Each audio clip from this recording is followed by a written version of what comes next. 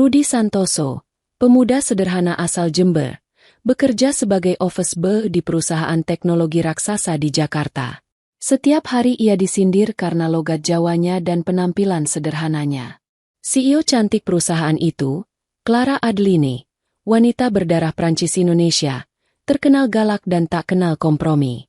Namun suatu hari bencana terjadi. Sistem keamanan perusahaan diserang hacker internasional. Semua tim IT panik. Para ahli dibayar mahal.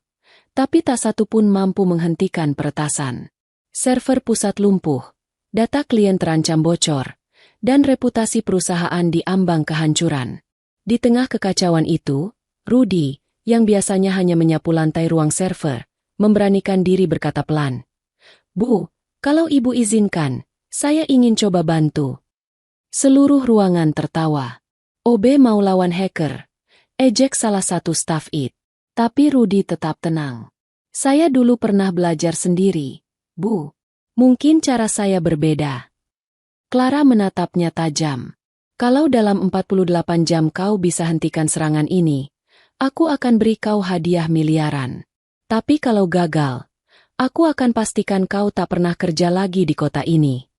Semua terdiam. Rudi mengangguk mantap. "Saya terima, Bu. Tapi sebelum lanjut, saya doakan yang sudah subscribe channel Kisah Populer. Semoga sehat selalu, panjang umur, rezekinya lancar, dan yang punya hutang segera lunas. Dan jangan lupa komen, dari mana kalian nonton video ini. Yuk kita mulai ceritanya." Rudi Santoso menatap langit Jakarta dari jendela bus ekonomi yang ia tumpangi. Matanya sembab karena semalam tak tidur. Di pangkuannya hanya ada satu koper usang dan tas kecil berisi pakaian seadanya. Ia merapatkan jaketnya yang mulai robek di ujung lengan. "Bismillah, mugi Gusti paringi dalan," gumamnya pelan. Anak muda asal Jember itu meninggalkan desanya dengan harapan besar. Ibunya yang sudah menua hanya mampu berpesan, "Le, ojo sombong meski sukses. Kerja sing halal. Sing penting ati resik." Rudi mengangguk waktu itu, menahan air mata. Ia tahu, ibu satu-satunya itu sudah terlalu sering menahan lapar demi biaya bus ke Jakarta. Beberapa minggu kemudian, nasib membawanya ke sebuah gedung tinggi di kawasan Sudirman, Aurora Tech Jakarta, perusahaan teknologi terkenal yang bekerja sama dengan klien luar negeri. Namun, dari semua posisi yang ia lamar, hanya satu yang diterima, office boy. Hari-harinya sederhana. Mengepel lantai, menyapu ruang server, menata gelas rapat, dan membuang sampah. Namun bagi Rudi, pekerjaan ini adalah awal. Ia tahu, setiap langkah kecil bisa menjadi batu loncatan besar bila dijalani dengan hati tulus. Setiap pagi ia datang paling awal, membersihkan koridor panjang yang lantainya mengilap seperti cermin. Saat karyawan lain sibuk dengan laptop mahal dan jas elegan, ia membawa ember dan kain pel. "Rudi, di sini bukan sawah lo," ejek seorang staf muda sambil tertawa. Rudi hanya tersenyum sopan. "Iya, Mas. Wong sawah aja bisa panen kalau dirawat. Apalagi kantor sebesar ini." Jawabannya membuat staf itu diam sejenak, tapi segera berlalu tanpa peduli. Yang tak banyak tahu, setiap kali ruang server kosong, Rudi menyempatkan diri menatap layar komputer dari kejauhan. Huruf-huruf aneh dan angka yang meluncur di monitor selalu membuat matanya berbinar. Ia ingat masa remajanya di warnet kecil Jember, di mana ia belajar ngoding dengan komputer bekas dan koneksi lemot. Ia sering dimarahi penjaga warnet karena duduk berjam-jam hanya membaca tutorial gratis. Tapi disitulah kecintaannya pada dunia komputer tumbuh. Kadang, saat malam lembur, Rudi membantu staf IT memindahkan kabel jaringan atau menyiapkan kopi. Tanpa disadari, ia menyimak diskusi mereka tentang sistem, virus, dan firewall. Diam-diam, ia mencatat hal-hal penting di buku kecilnya. "Kalau aku belajar terus, suatu hari aku pasti bisa," batinnya. Namun, dunia keras ibu kota tak ramah pada orang kecil. Pernah sekali, ia dimarahi supervisor hanya karena tak sengaja menjatuhkan gelas di pantry. "Kau pikir ini warung kopi?" bentak atasannya. Rudi menunduk. "Maaf, Pak. Saya ganti gelasnya nanti." Ia tahu tempatnya. Tapi tak sedikit pun dendam tumbuh. Ia hanya ingin bekerja baik dan pulang membawa uang halal untuk ibunya. Malam itu, setelah semua karyawan pulang, Rudy duduk di kursi pojok ruang server. Lampu biru berkedip lembut. Suara kipas pendingin bergemuruh pelan. Ia membuka buku catatannya dan menulis rumus sederhana. If, error, find_solution. Ia tersenyum kecil. Masalah apapun pasti ada jalan keluarnya. Gumamnya. Tak seorang pun tahu, di balik seragam abu-abu dan tangan yang bau pel lantai, tersimpan otak jernih dan hati gigih. Ia mungkin cuma OB dari Jember, tapi di dalam dirinya menyala semangat untuk membuktikan bahwa seseorang tak perlu lahir di kota besar untuk jadi luar biasa. Dan tanpa ia sadari, hari itu adalah awal dari kisah besar yang akan mengubah hidupnya dan seluruh perusahaan itu selamanya. Nama Clara Adeline Lestari bergema di seluruh gedung Aurora Tech Jakarta seperti mantra yang disegani. Wanita muda berusia 32 tahun itu adalah CEO termuda dalam sejarah perusahaan, berdarah campuran Prancis dan Indonesia. Tingginya semampai, rambut pirangnya disanggul rapi, dan setiap langkahnya mengeluarkan aroma parfum mahal yang menandakan kelasnya. Namun di balik keelokan dan pesonanya, tersembunyi reputasi yang membuat semua karyawan menunduk setiap kali ia lewat. Clara dikenal sebagai wanita yang tidak kenal ampun terhadap kesalahan. Keterlambatan 1 jam bisa bikin kita rugi ratusan juta, ujarnya tegas dalam rapat besar. Suaranya jernih tapi tajam seperti pisau. Kalau tidak bisa disiplin, jangan harap bertahan di perusahaan ini. Kalimat itu terpatri di benak setiap karyawan. Sejak saat itu, tak seorang pun berani datang terlambat, apalagi membuat kesalahan. Clara memimpin perusahaan dengan tangan besi. Ia tidak hanya cantik dan cerdas, tapi juga keras kepala. Ia dibesarkan di Paris, sekolah di Sorbonne, lalu kembali ke Indonesia untuk membuktikan bahwa darah campurannya bisa membawa perusahaan lokal ke level internasional.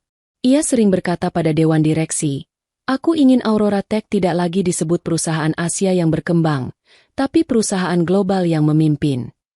Namun kesuksesan itu datang dengan harga mahal. Di balik senyum profesionalnya, Clara menyimpan hati yang kesepian. Setiap hari ia bekerja sampai larut malam, makan sendirian di ruangannya yang dingin, ditemani suara keyboard dan lampu kota dari balik kaca besar lantai 30.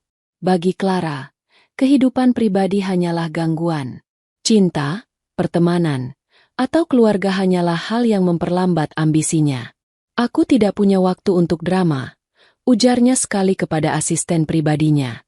Bagi para karyawan, Clara adalah sosok sempurna yang tak tersentuh. "Lihat tatapannya aja bikin keringat dingin," bisik salah satu staf saat elevator terbuka. "Cantik sih, tapi dingin kayak es," jawab yang lain sambil menunduk cepat, pura-pura sibuk dengan ponselnya. Di lantai bawah, Rudy sering melihat sosok itu lewat di koridor. Sepatu hak tinggi Clara selalu mengetuk lantai dengan ritme teratur, seolah menunjukkan bahwa waktu pun tunduk padanya. Rudy hanya bisa menunduk, mendorong troli pembersihnya ke samping agar tak menghalangi jalan. Sekali waktu, kain pel Rudy tanpa sengaja mengenai ujung sepatu mahalnya. Clara berhenti. Tatapan tajamnya menusuk. "Kau tahu sepatu ini harganya berapa?" Suaranya datar, tapi cukup untuk membuat jantung Rudy nyaris berhenti. "Maaf, Bu, saya nggak sengaja," katanya gemetar. Clara tak berkata apa-apa. Ia hanya mendengus pelan dan berlalu. Aroma parfumnya masih tertinggal di udara, menyisakan campuran antara wangi mewah dan tekanan batin. Setelah kejadian itu, Rudy berjanji akan lebih berhati-hati. Tapi entah kenapa, tiap kali Clara lewat, matanya selalu refleks mengikuti langkah wanita itu. Bukan karena kagum pada kecantikannya, melainkan karena rasa ingin tahu bagaimana bisa seseorang terlihat sekuat itu, tapi matanya memancarkan kesepian yang dalam. Di ruang server, malam-malam panjang terus berjalan. Rudy sering mendengar kabar bahwa Clara jarang pulang ke rumahnya di Kemang. Kadang mobilnya masih terparkir sampai dini hari, artinya ia masih di kantor. "Orang kayak gitu kok bisa kuat ya?" gumam Rudy sambil mengepel lantai. "Saya aja kalau lembur dikit udah pengen tidur." Ia tidak tahu, Takdir perlahan menyiapkan pertemuan dua dunia yang bertolak belakang ini.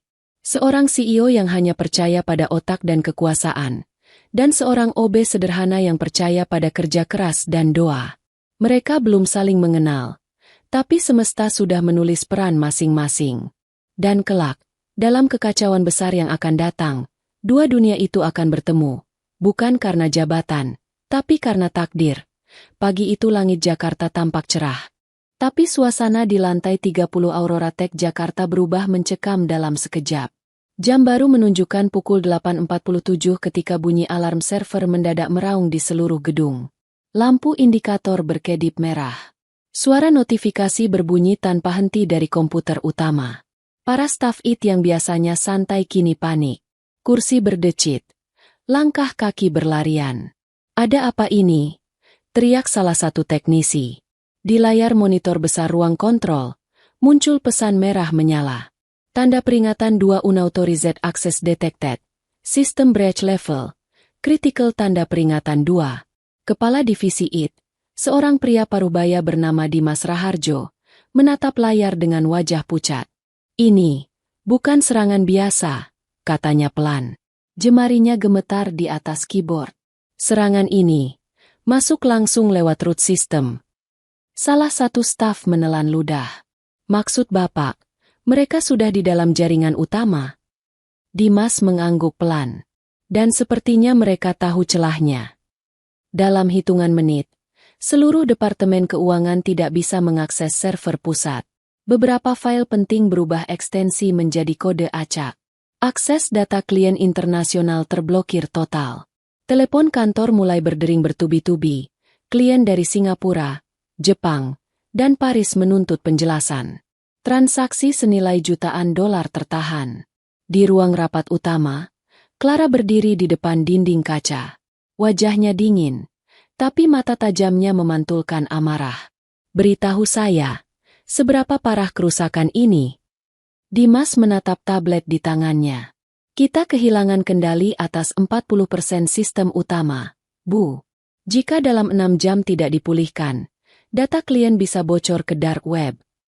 Clara mengepalkan tangan. Kalau itu terjadi, reputasi Aurora Tech selesai.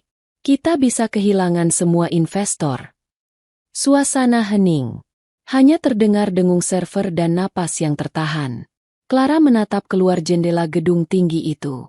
Dari atas sana, Jakarta tampak kecil dan rapuh, sama seperti perusahaan yang ia banggakan. Ia menatap jam tangannya. Hubungi semua konsultan keamanan yang kita punya. Sekarang juga. Beberapa jam kemudian, tim konsultan dari Eropa terhubung lewat panggilan video. Di layar muncul wajah-wajah serius dari Paris Cyber Defense, firma yang dulu membantu Aurora Tech menutup celah keamanan minor. Namun kali ini, nada suara mereka berbeda. Miss Clara, serangan ini bukan dari kelompok biasa. Struktur kodenya mirip dengan Black Serpent, jaringan peretas profesional yang biasa menyerang bank internasional, kata salah satu pakar dengan logat Prancis yang berat. Kami akan coba bantu dari jarak jauh, tapi kemungkinan untuk pulih sepenuhnya dalam waktu dekat sangat kecil. Clara menarik napas dalam. You mean, we are defenseless? Not defenseless, jawab pakar itu hati-hati. But very, very vulnerable. Ia menutup laptop dengan keras. Semua kepala menunduk. Ruang rapat berubah hening seperti kuburan. Hanya detak jam dinding yang terdengar menandakan waktu terus berjalan. Waktu yang kini menjadi musuh terbesar mereka. Di ruang bawah, Rudy, yang sedang mengepel koridor dekat server room, menatap pintu ruangan yang terbuka sedikit. Ia melihat para staf IT berlari keluar masuk. Wajah mereka panik. Suara alarm terus berbunyi. Dari tempatnya berdiri, ia hanya mendengar potongan kalimat. Jaringan jatuh, sistem terkunci, virus tak bisa dihapus. Ia berhenti mengepel. Hatinya berdebar. Ini, kayaknya serangan ransomware. Gumamnya pelan. Mencoba mengingat apa yang dulu pernah ia baca di forum teknologi gratis saat masih di Jember. Tapi ia cepat-cepat menunduk lagi. Ia tahu batasnya. Ia hanya seorang OB. Orang yang bahkan tak punya akses untuk menyalakan komputer kantor. Namun di dadanya, Rasa penasaran mulai tumbuh. Ada sesuatu dalam sistem itu yang aneh. Dan entah kenapa, nalurinya mengatakan bahwa ia bisa membantu. Sementara di lantai atas, Clara memandangi tumpukan laporan yang baru masuk. Kerugian sementara, 2,4 juta dolar. Ia menutup mata. Tidak, aku tidak akan biarkan Aurora Tech tumbang, katanya lirih, lebih pada dirinya sendiri. Ia tak tahu, di lantai bawah, seorang pemuda dari Jember sedang menatap layar kecil penuh kode dengan tekad yang sama. Dan disitulah, tanpa mereka sadari, awal dari pertemuan dua dunia itu mulai terbentuk. Dunia kekuasaan dan dunia kerendahan hati. Dua arah yang segera akan bertabrakan. Dalam badai besar bernama krisis digital Aurora Tech. Di tengah ruangan yang semula sibuk berputar antara panik dan kebingungan, sosok kecil di tepi itu terasa seperti bayangan yang tak pernah diperhitungkan. Rudy berdiri dengan ember dan kain pel di tangan, tapi matanya tetap menempel pada monitor. Pola lalu lintas data yang berputar, celah kecil yang berulang, sebuah nada yang asing di telinganya sejak lama. Ia tahu itu bukan sekadar error, itu pola.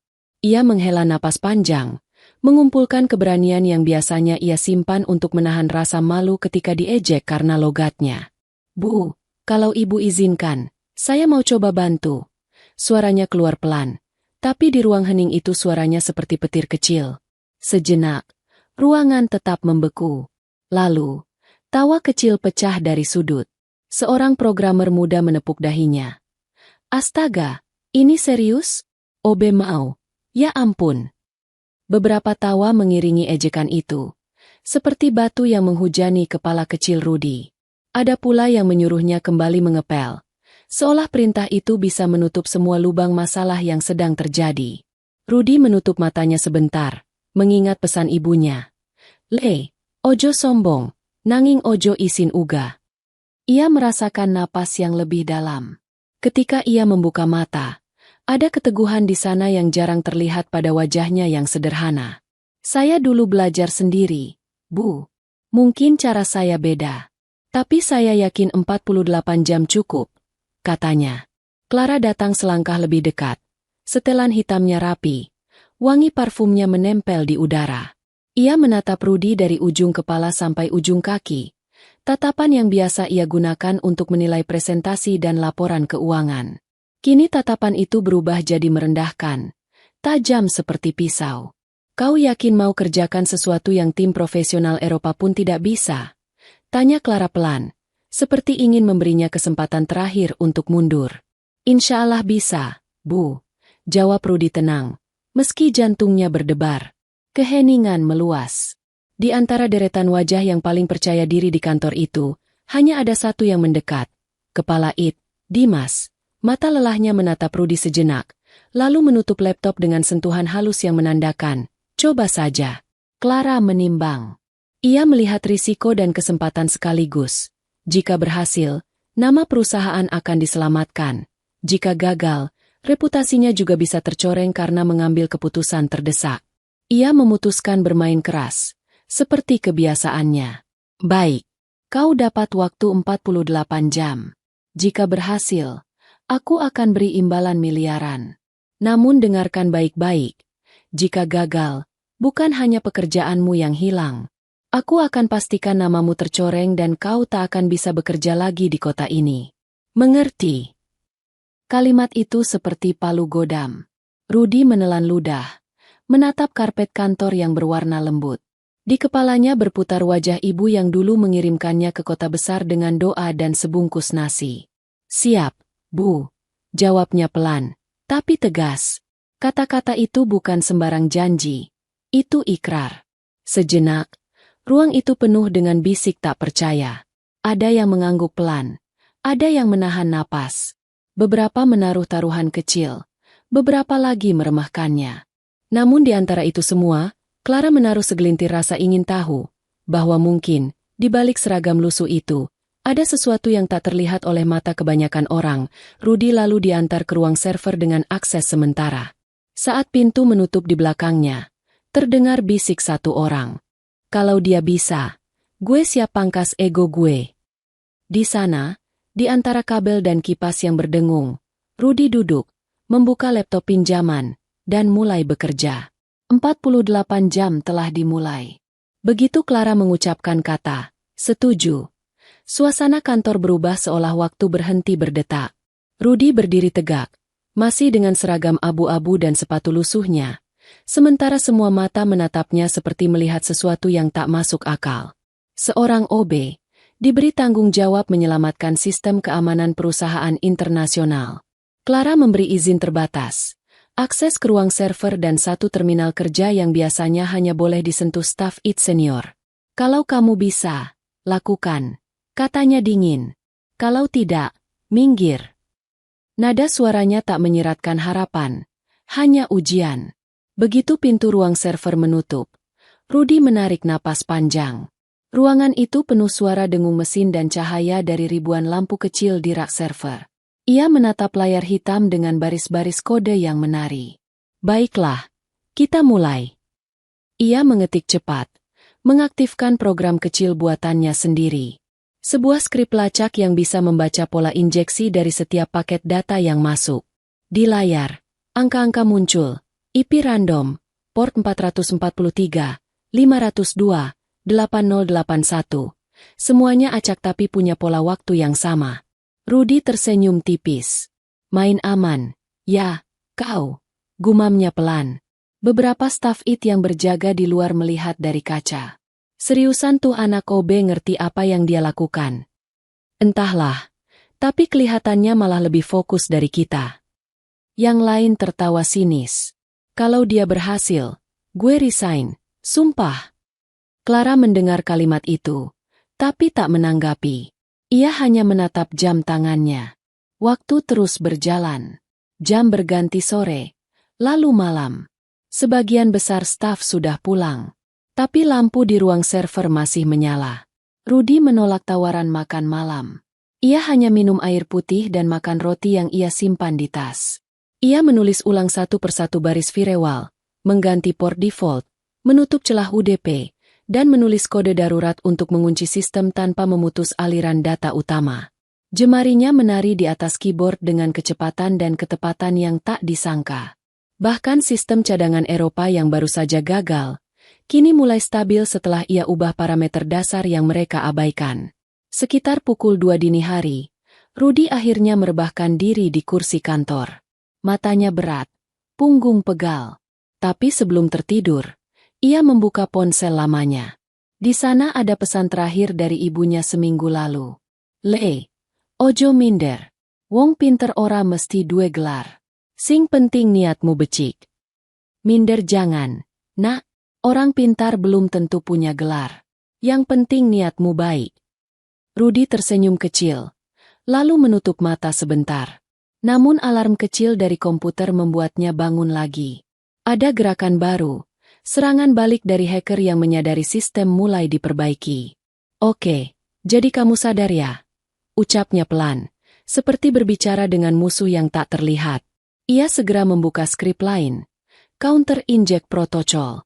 Program itu ia buat dulu di warnet Jember, saat belum punya komputer sendiri. Kini program sederhana itu menjadi tameng utama yang menahan serangan balik.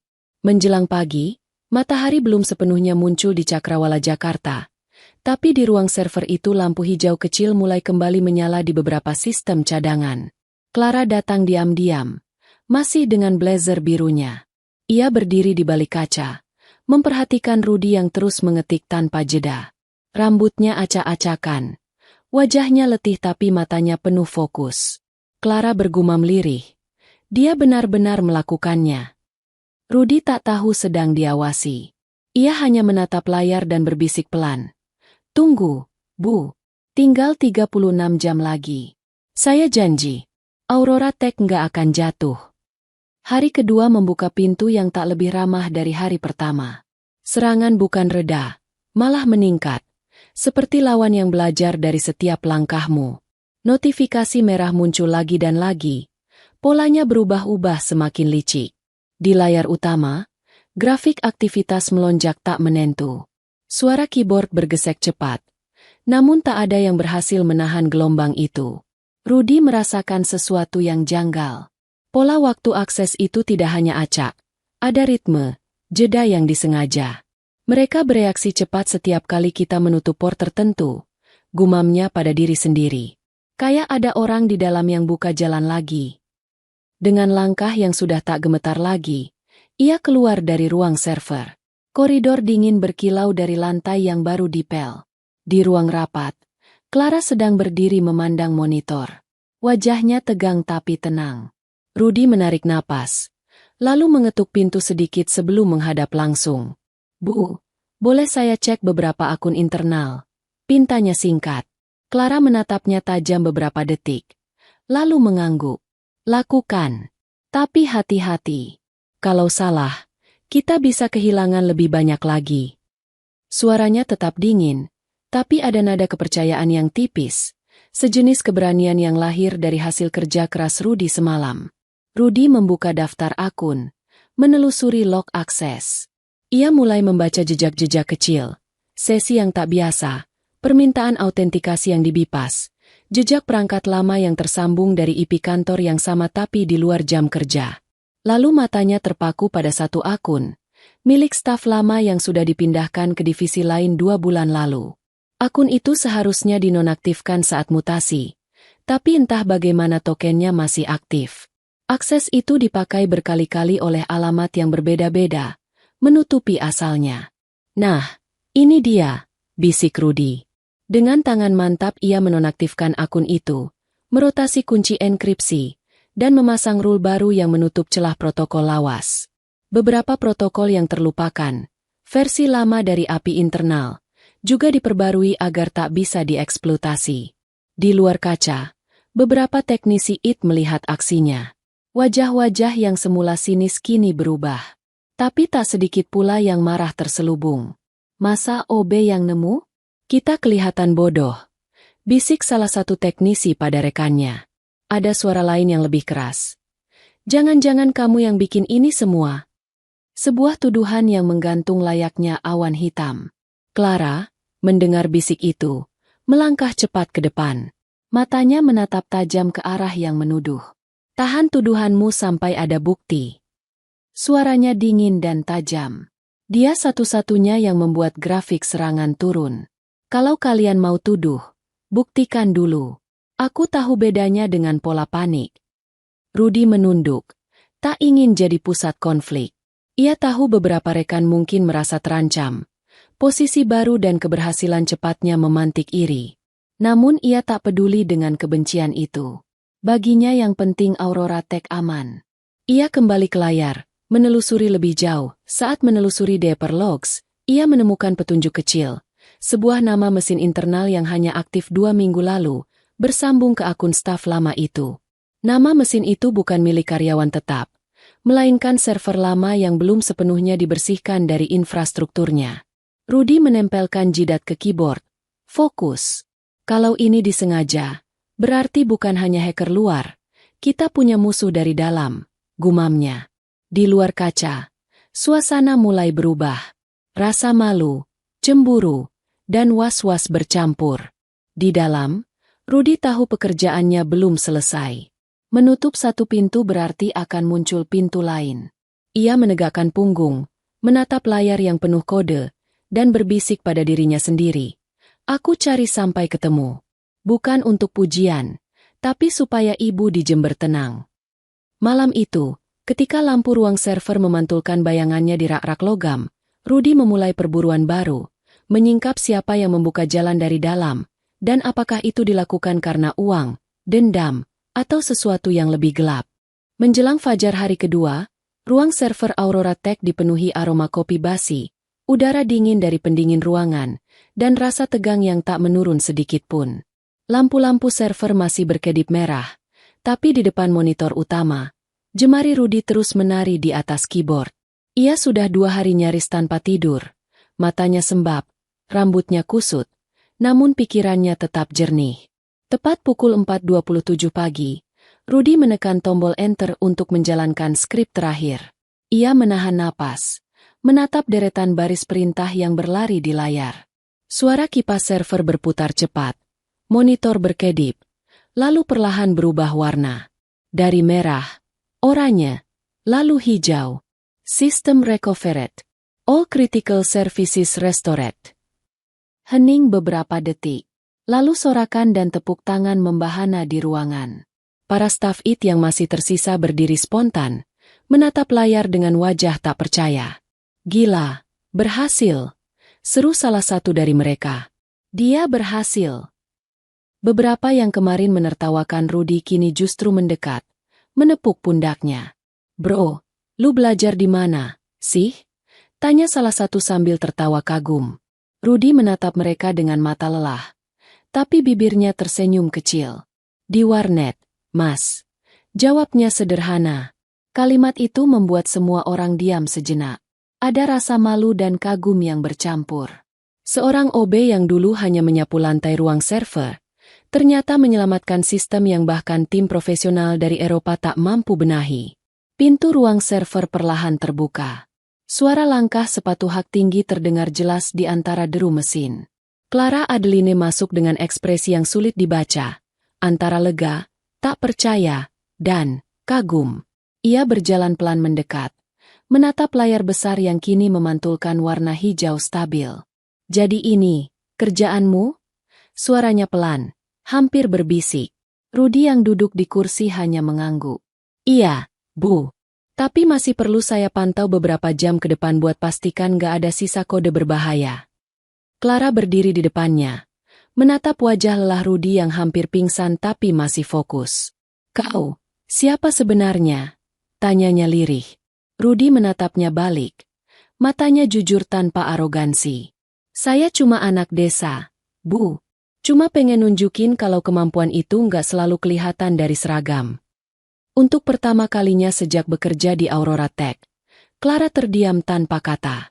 Tatapan tajam yang biasanya ia gunakan untuk menaklukkan lawan kini berubah lembut, nyaris teduh. Ia melihat sesuatu di wajah pemuda itu, sesuatu yang sudah lama hilang dari dunia korporatnya, ketulusan. Di luar ruangan, langit Jakarta mulai memucat. Sinar oranye menembus jendela kaca gedung, jatuh tepat di atas kepala Rudy yang tertidur di kursinya beberapa menit kemudian. Clara berdiri diam di sana, memperhatikan lelaki sederhana itu dengan tatapan yang tak lagi dingin. Dalam hati kecilnya, ia berbisik, kau bukan cuma menyelamatkan sistemku, tapi juga mengingatkanku bahwa manusia masih lebih berharga dari mesin manapun.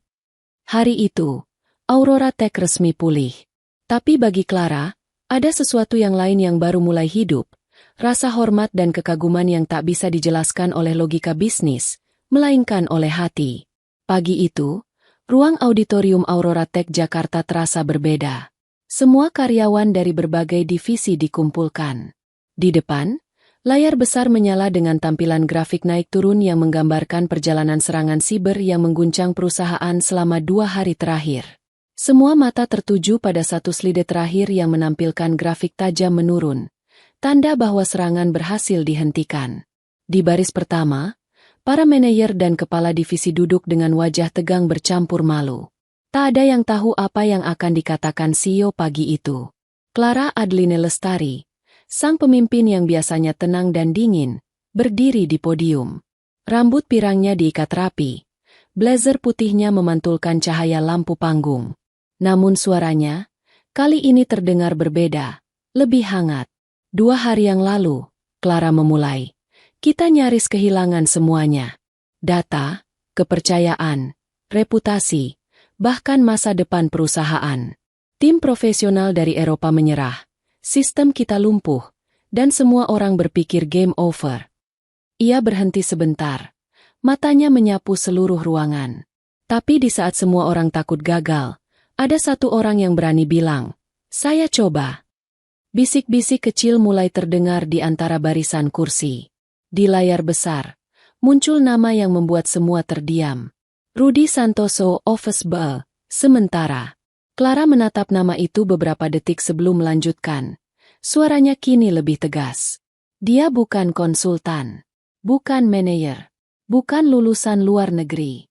Dia seorang OB yang setiap hari membersihkan ruang server dan membawa kopi untuk kita. Tapi hari ini, Clara menatap ruangan dengan mata berkilat. Dialah alasan mengapa perusahaan ini masih berdiri. Suasana mendadak hening. lalu perlahan berubah menjadi tepuk tangan gemuruh. Rudy, yang duduk paling belakang dengan seragam abu-abu polosnya, menunduk malu. Beberapa staf yang dulu menertawakannya kini menatap ke bawah. Wajah mereka memerah. Sementara yang lain menatapnya dengan kekaguman tulus. "Rudy Santoso," panggil Clara. "Mari ke depan." Langkahnya terasa berat, bukan karena takut, tapi karena tak terbiasa menjadi pusat perhatian. Ia berjalan melewati barisan karyawan, disambut tatapan kagum dan bisikan kecil. Saat ia sampai di depan panggung, Clara menyambutnya dengan senyum pertama yang pernah ia tunjukkan padanya. Di tangannya, ada dua benda, sebuah amplop coklat dan map putih berlogo Aurora Tech. "Ini," kata Clara sambil menyerahkan amplop itu, "bonus atas kerja kerasmu. Dan ini," ia mengangkat map putih itu, "surat pengangkatanmu sebagai Kepala Divisi Keamanan Sistem Internal. Mulai hari ini, kamu bukan lagi OB." Tepuk tangan kembali membahana. Beberapa orang berdiri. Dimas, kepala IT yang sebelumnya ragu pada Rudy, bahkan ikut menyalami dan menepuk bahunya dengan bangga. Rudy menggenggam map itu dengan tangan bergetar. "Terima kasih, Bu. Saya nggak nyangka. Saya cuma pengen bantu." Suaranya serak, nyaris tenggelam di antara tepuk tangan. Clara menatapnya dengan mata lembut, penuh kehangatan yang belum pernah terlihat sebelumnya. "Aku juga nggak nyangka," katanya pelan. "Tapi orang seperti kamu, sayang kalau cuma pegang pel." Ruangan terdiam lagi, bukan karena sunyi, tapi karena semua orang tahu mereka baru menyaksikan momen penting. Perubahan nasib seorang pemuda sederhana dari Jember yang membuktikan bahwa kerja keras dan hati bersih bisa mengalahkan gelar dan status. Saat semua orang kembali duduk, Clara menambahkan dengan nada rendah tapi tegas. "Mulai hari ini, Aurora Tech bukan hanya perusahaan teknologi. Kita juga rumah bagi siapapun yang mau belajar dan berjuang, tanpa melihat latar belakang." Tepuk tangan kembali bergemuruh, kali ini lebih panjang dan penuh emosi. Dan di tengah sorak itu, Rudy menatap amplop di tangannya sambil berbisik dalam hati. "Ibu, anakmu nggak sia-sia datang ke Jakarta." Sejak hari itu, nama Rudy Santoso menjadi legenda kecil di seluruh kantor Aurora Tech. Namun bagi Clara, kisah itu belum berakhir, justru baru saja dimulai. Ia mulai memperhatikan Rudy lebih dekat, bukan sekadar sebagai karyawan yang berjasa, tapi sebagai seseorang yang memiliki cara pandang berbeda dari semua orang di sekitarnya. Beberapa kali Clara memanggil Rudy ke ruangannya. Awalnya untuk membahas hal-hal teknis, sistem keamanan, pembaruan protokol, dan rancangan kebijakan baru. Namun, lama-kelamaan, pembicaraan mereka mulai menyentuh hal-hal lain, kehidupan, pandangan, bahkan hal-hal sederhana yang jarang dibicarakan di ruangan beraroma kopi premium itu. Suatu malam, ketika sebagian besar karyawan sudah pulang, lampu-lampu gedung Jakarta mulai berpendar di balik kaca besar ruang CEO. Clara masih duduk di balik mejanya, sementara Rudy berdiri di depan layar besar menampilkan rancangan sistem baru. Ia menjelaskan dengan nada tenang, tanpa ragu, tanpa bahasa teknis yang rumit.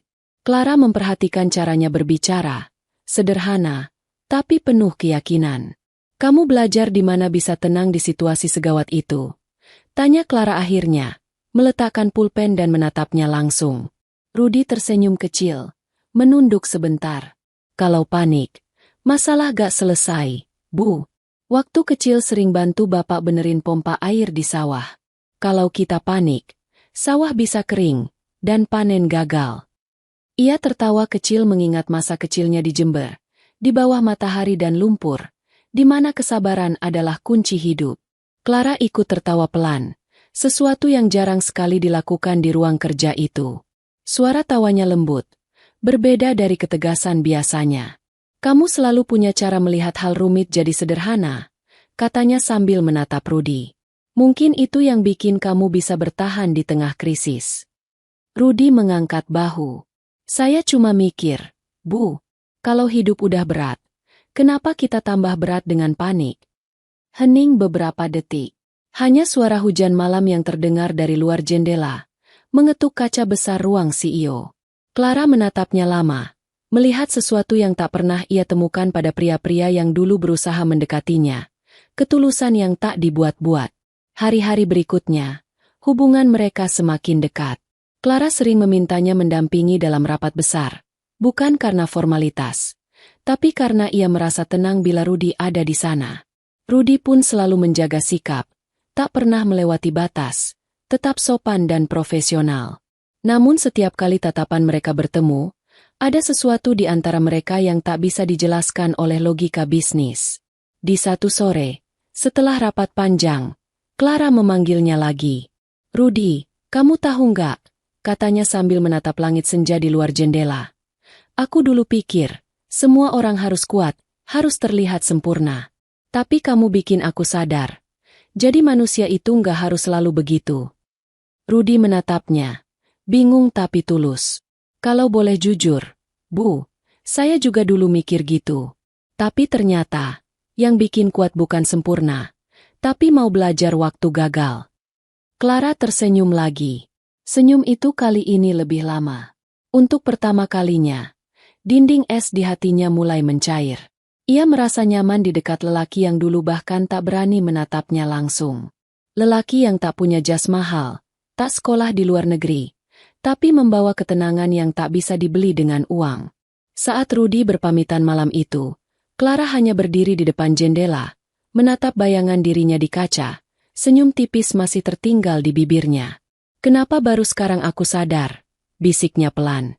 "Kalau ketulusan bisa membuatku merasa hidup lagi." Dan di luar ruangan itu, Rudy berjalan pelan di koridor. Tak tahu bahwa hatinya yang sederhana telah perlahan mengguncang hati seorang CEO yang selama ini terkenal dingin dan tak tersentuh. Tak semua orang mampu menelan kenyataan bahwa seorang mantan OB kini duduk sejajar bahkan di atas mereka.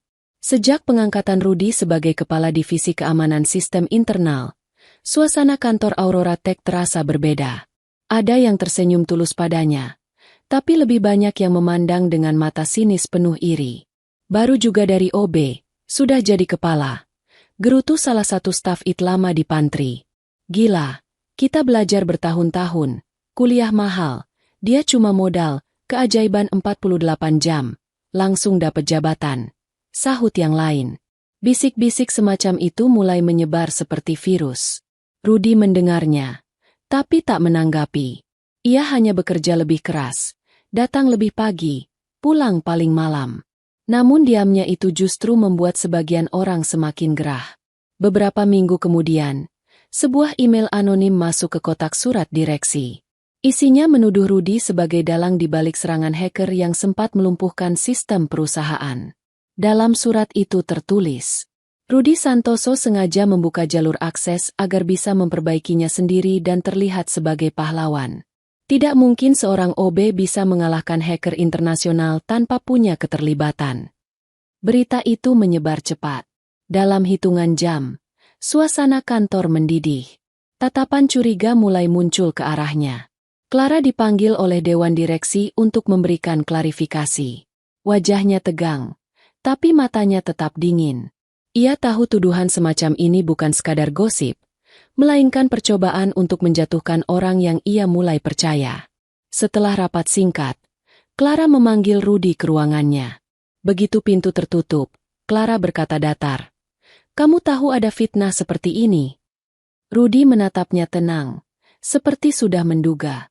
"Saya sudah dengar, Bu. Saya juga sudah duga dari awal. Gak semua orang siap kalah sama orang kecil."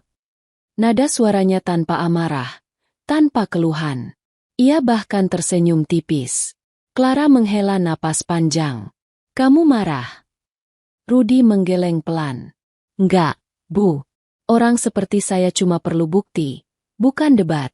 Saya tahu, kebenaran pada akhirnya ngomong sendiri." Jawaban itu membuat Clara terdiam. Ia menatap wajah Rudy lama-lama.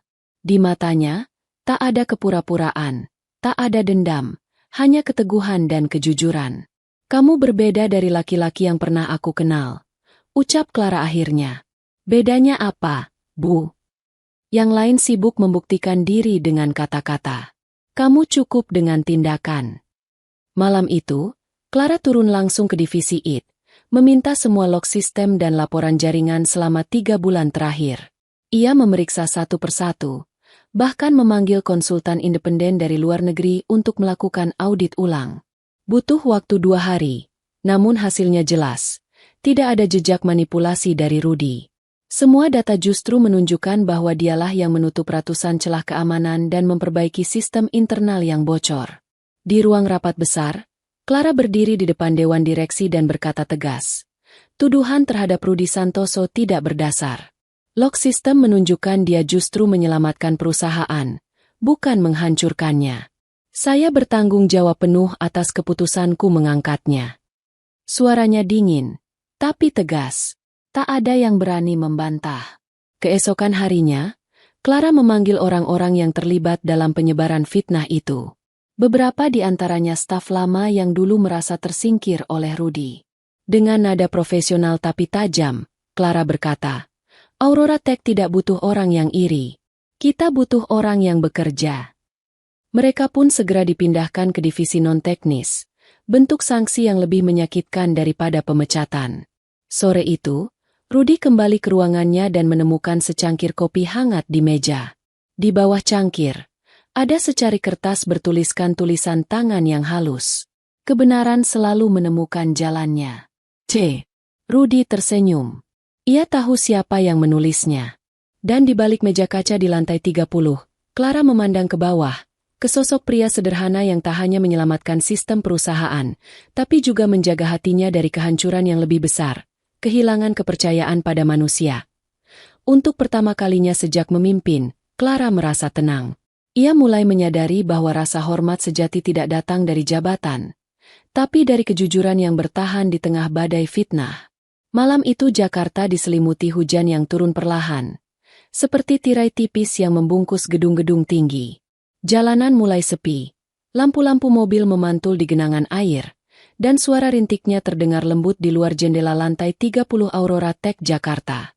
Hampir semua karyawan sudah pulang, menyisakan 2 ruangan yang masih menyala. Ruang server di bawah dan ruang CEO di puncak menara. Rudy baru saja selesai memeriksa sistem terakhir, memastikan bahwa semua data tersimpan aman. Ia menatap monitor sejenak, tersenyum lega, lalu mematikan lampu ruangannya. Saat melangkah menuju lift, suara lembut dari intercom memecah keheningan. Rudy, bisa ke ruangan saya sebentar? Itu suara Clara. Ia sempat ragu. Jam sudah menunjukkan hampir pukul 9 malam. Tapi nadanya tidak terdengar tegas seperti biasanya, melainkan lembut, bahkan sedikit gemetar. Baik, Bu. Jawab Rudy pelan. Ketika pintu lift terbuka di lantai teratas, aroma kopi hangat langsung menyambutnya. Clara berdiri di dekat jendela besar, menatap hujan yang menetes di balik kaca. Ia tak mengenakan blazer, hanya kemeja putih sederhana dengan rambut terurai lembut di bahunya. Cahaya lampu meja menyorot wajahnya yang tampak lebih manusiawi, tidak sekeras biasanya. Rudy. Panggilnya tanpa menoleh. Iya, Bu. Rudy menunduk sopan. Aku mau bilang terima kasih, ucap Clara perlahan. Bukan cuma karena kamu menyelamatkan perusahaan ini, tapi karena kamu mengingatkanku tentang sesuatu yang sudah lama aku lupakan. Rudy menatapnya heran. Tentang apa, Bu? Bahwa orang kecil pun layak dihargai. Bahwa nilai seseorang gak ditentukan dari gelar, tapi dari hati dan niatnya. Rudy terdiam. Kata-kata itu seperti angin hangat di tengah udara dingin ruang kantor. Ia tersenyum kecil. Saya cuma kerja, Bu. Gak perlu berterima kasih sebesar itu. Clara berbalik menatapnya. Matanya berkilat lembut. Bukan lagi tatapan tajam seorang CEO, tapi seperti seseorang yang berbicara dari hati. Kalau dulu aku pernah merendahkanmu, aku minta maaf, Rudy. Rudy tertegun. Ia bahkan tak tahu harus menjawab apa. Di hadapannya berdiri wanita paling berkuasa di perusahaan itu. Wanita yang dulu menatapnya seperti debu, kini menundukkan kepala dan memohon maaf. Gak apa-apa, Bu. Jawabnya akhirnya. Suaranya pelan namun tulus. Saya ngerti. Dunia ibu beda sama dunia saya. Mungkin dulu saya memang cuma OB yang numpang cari makan. Clara menggeleng pelan. Langkahnya mendekat. Sekarang tidak. Sekarang kita di dunia yang sama, Rudy. Kalimat itu membuat udara di ruangan terasa berhenti sejenak. Mata mereka bertemu. Di balik cahaya lembut lampu meja, wajah Clara tampak teduh. Matanya tak lagi berjarak. Rudy bisa melihat pantulan dirinya di sana, bukan sebagai bawahan, bukan sebagai orang kecil, tapi sebagai seseorang yang akhirnya dianggap setara. Hujan di luar semakin deras. Guntur samar menggema jauh di langit Jakarta. Clara duduk di tepi meja kerjanya, memandangi tetesan air di kaca. "Kamu tahu," katanya lirih. "Selama ini aku pikir, untuk dihormati, aku harus keras. Tapi kamu bikin aku sadar. Hormat justru datang dari hati yang lembut." Rudy menatapnya diam. "Saya cuma berusaha jujur, Bu. Itu aja yang saya tahu." Clara tersenyum kecil. "Dan kejujuranmu itu bikin aku tenang." Ia terdiam sejenak, lalu menatap Rudy dengan sorot mata yang berbeda. Bukan lagi tatapan atasan dan bawahan, melainkan dua manusia yang saling mengerti setelah melewati badai yang sama. Di luar, hujan mulai mereda, meninggalkan aroma tanah basah yang segar. Rudy menatap jam tangannya. "Saya pamit dulu, Bu. Nanti keburu hujan lagi." Clara mengangguk. Tapi sebelum Rudy melangkah keluar, ia berkata pelan, hampir berbisik. "Terima kasih sudah datang ke hidupku, Rudy." Rudy berhenti, tapi tak menoleh. Senyum lembut muncul di wajahnya. "Saya juga berterima kasih, Bu. Karena Ibu udah percaya sama orang kecil kayak saya." Pintu lift tertutup perlahan di belakangnya. Clara menatap pantulan wajahnya di kaca jendela, dan untuk pertama kalinya, ia menyadari bahwa di balik semua kekuasaan dan kesempurnaan, ia telah menemukan sesuatu yang jauh lebih berharga, rasa yang membuatnya kembali menjadi manusia. Beberapa bulan telah berlalu sejak badai besar mengguncang Aurora Tech Jakarta.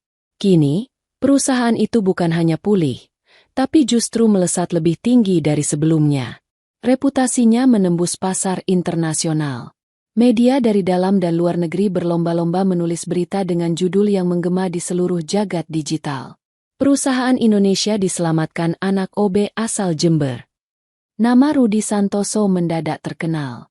Wartawan berusaha menemuinya, tapi ia tetap sederhana, menolak diwawancarai berlebihan. "Saya cuma kerja, Mas. Saya nggak nyelamatin siapa-siapa, cuma ngelakuin yang saya bisa." Namun diam-diam, banyak orang yang menjadikannya inspirasi. Dari cleaning service, kurir, hingga staf muda, semua melihat Rudy sebagai bukti nyata bahwa nasib bisa berubah jika hati tetap jujur dan tekun. Aurora Tech pun semakin gemerlap. Kantor dipenuhi energi baru. Suasana kerja lebih hangat. Di tengah semua itu, hubungan antara Rudy dan Clara perlahan tumbuh. Tak lagi sekadar hubungan profesional antara CEO dan kepala divisi, tapi dua hati yang mulai saling memahami. Mereka sering terlihat berdiskusi di balkon lantai 30 sambil menatap Jakarta malam. Kadang Clara tertawa kecil mendengar cerita Rudy tentang masa lalunya di Jember, tentang ibunya yang menjual nasi pecel di pasar, tentang ayahnya yang dulu suka memperbaiki radio rusak. "Dari situ kamu belajar tenang ya?" tanya Clara suatu kali. Rudy tersenyum. "Dari situ saya belajar kalau yang rusak bisa diperbaiki, asal sabar." Hari itu, Aurora Tech merayakan ulang tahun ke-10. Aula besar dihiasi bunga putih dan lampu gantung elegan. Musik lembut mengalun. Para tamu undangan berdandan rapi. Di depan, berdiri panggung megah dengan tulisan besar, "Aurora Tech Rise Beyond Limits." Clara naik ke atas panggung dengan gaun sederhana berwarna biru tua. Tatapannya tegas namun lembut. Senyum tipis menghiasi wajah yang dulu hanya dikenal dingin. Setelah sambutan panjang tentang perjalanan perusahaan, ia tiba-tiba berhenti. Suaranya menurun, penuh perasaan. Ada satu pengumuman pribadi. Ruangan hening seketika. Semua mata tertuju padanya. Clara menoleh ke arah barisan depan. Di sana duduk Rudy, mengenakan jas hitam sederhana, terlihat kikuk di tengah kerumunan para eksekutif. Clara melanjutkan, suaranya kini bergetar halus. "Dulu aku menantang seseorang dengan sombong. Aku bilang, kalau dia gagal, aku akan mengusirnya dari Jakarta. Tapi dia berhasil, dan aku yang justru jatuh. Suasana ruangan bergemuruh oleh tawa dan tepuk tangan kecil. Clara tersenyum, menatap Rudy dengan mata yang tak lagi menyembunyikan apapun. Aku jatuh cinta. Sorakan pecah. Beberapa staf bahkan berdiri. Dimas, kepala Itlama, menepuk tangan paling keras sambil tertawa lebar. Rudy terdiam, wajahnya merah padam. Semua kamera kini mengarah kepadanya. Ia berdiri perlahan, lalu berjalan ke atas panggung. Clara menyodorkan tangan, matanya berkilat dalam cahaya lampu. Rudy Santoso, pemuda dari Jember, maukah kamu bukan hanya jaga sistem perusahaanku, tapi juga jaga hatiku? Udara di ruangan seolah berhenti. Rudy menatapnya, matanya berkaca-kaca. Ia menghela napas panjang, lalu tersenyum lemah. Insya Allah, saya mau, Bu. Tepuk tangan dan sorak riuh menggema di seluruh ruangan. Beberapa karyawan bahkan meneteskan air mata haru. Wartawan sibuk memotret. Lampu kamera berkedip-kedip. Clara menatap Rudy penuh bahagia, lalu menggenggam tangannya erat. Dari OB sederhana yang dulu ia remehkan, kini berdiri seorang lelaki yang bukan hanya menyelamatkan perusahaannya, tapi juga hatinya. Dan malam itu, di tengah sorak kebahagiaan, Clara tahu satu hal pasti. Bahwa cinta sejati tidak mengenal status atau asal-usul, dan bahwa Tuhan seringkali mengirimkan keajaiban lewat orang yang paling tidak kita sangka. Dari seorang OB desa Jember yang dulu menunduk karena hinaan, kini berdiri suami CEO cantik berdarah Prancis Indonesia, bukti bahwa ketulusan, kerja keras, dan hati yang bersih mampu menembus dinding kasta dan ego. Dan di atas panggung itu, dua dunia yang dulu terpisah akhirnya bersatu dalam satu kisah luar biasa. Kisah tentang kesederhanaan yang menaklukkan kesombongan, dan cinta yang lahir dari keajaiban bernama ketulusan.